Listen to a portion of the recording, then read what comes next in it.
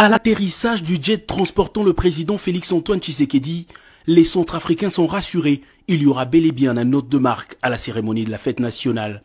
Le professeur Faustin Archange Touadéra, président de la République centrafricaine, a chaleureusement accueilli son homologue au pied de l'avion avant le traditionnel passage de troupes en revue et l'exécution des hymnes de deux pays.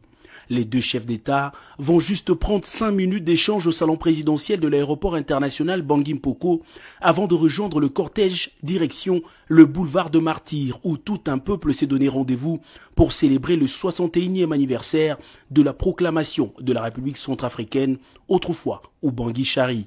Le chef de l'État congolais a été ovationné à son arrivée par la foule visiblement émue de voir celui qui depuis presque un an incarne la première alternance pacifique au sommet de l'État congolais. Toute une symbolique pour l'Afrique, mais beaucoup plus pour la Centrafrique en proie à de multiples conflits depuis 2013. À l'arrivée du chef de l'État centrafricain Faustin Archange Touadéra, 21 coups de canon ont retenti, donnant ainsi le ton à la grande cérémonie qui débute par l'élévation de quelques personnalités centrafricaines et étrangères à la dignité d'officier et des grands officiers de l'ordre national du mérite centrafricain à titre normal et exceptionnel. Au nombre de ces personnalités, le conseiller spécial du chef de l'État en matière de sécurité, François Beya, qui a reçu la cravate de commandeur de l'ordre national du mérite centrafricain. S'en suivra une très longue procession devant la tribune d'honneur qui va durer plus de 4 heures. Un défilé d'abord militaire qui a vu les troupes d'infanterie, celles de la force aérienne, toutes les unités de combat de la police et l'artillerie de l'armée centrafricaine parcourir les tracés du boulevard de Martyrs. Dans la partie civile, les élèves, étudiants et travailleurs de différentes institutions ont aussi défilé devant les deux chefs d'État au rythme de la fanfare kimbanguiste et celle de la police.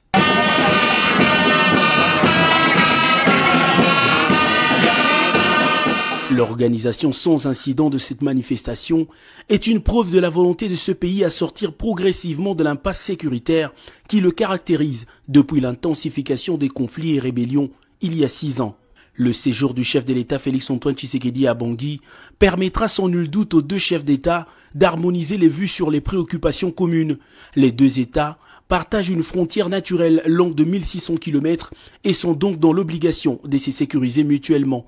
Cérémonie terminée, les deux hommes d'État ont quitté la tribune avec un sentiment de satisfaction palpable sur leur visage.